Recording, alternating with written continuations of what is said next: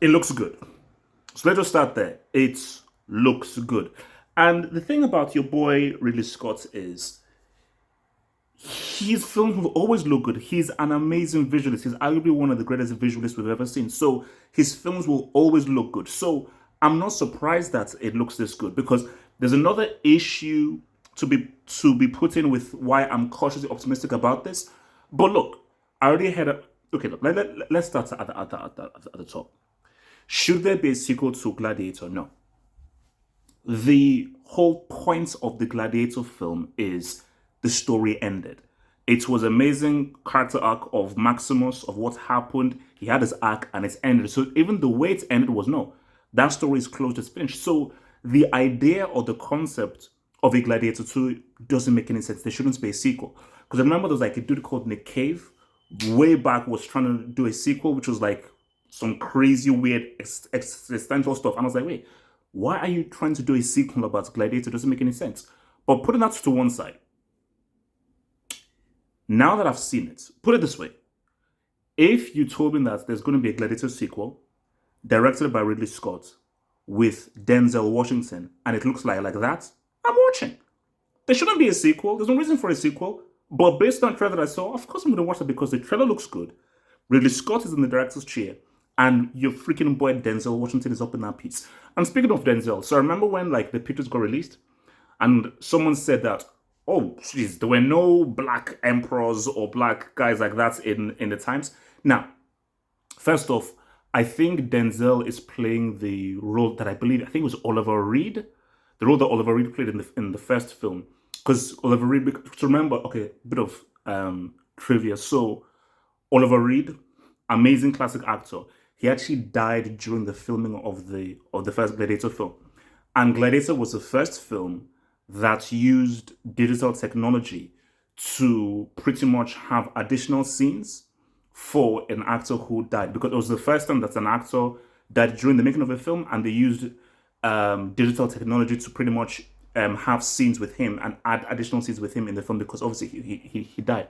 So I think if you've seen Gladiator, he plays that role of a guy who might have been a slave, has not gone into power, and is now sort of using his influence to get gladiators, perhaps now get something he wants. But I feel Denzel's role is perhaps a lot bigger and a lot more ambitious than what Oliver Reed's role was. So in terms of what Denzel wants. But let's just say he was an emperor. Let's just say he was a king and everything. The moment you see a guy riding a freaking rhino, and I've also heard some other stuff about this film, but I don't want to spoil it. But the moment you saw a guy riding a freaking rhino in this thing, I'm like, all bets are off. All bets are off. So yes, Denzel is up in that piece, and yes, he's among some romance up in that piece, and yes, it is what it is. Yes, a black guy is up there saying, "My man, my man, my man." Yes, I want to see Alonzo, aka Denzel, up in that piece of those romance being Denzel. So I'm fully in. So everything's great. So what worries me? The issue with Ridley Scott isn't that he's directing. His directing is always there. It's his scripts.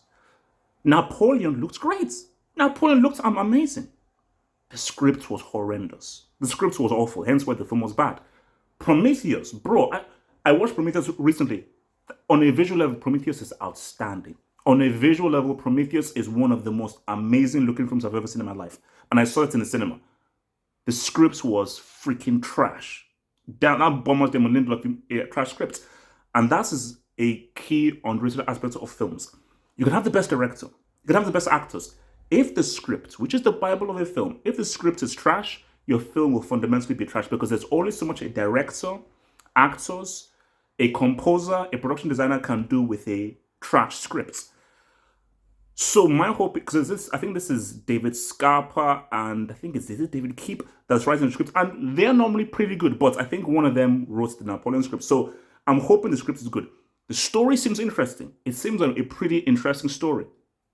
So I think the guy's Lucius, who was pretty much the kid in the first film. So my whole thing is, it's cool. I just hope the script, because if the script is money, the story's on point.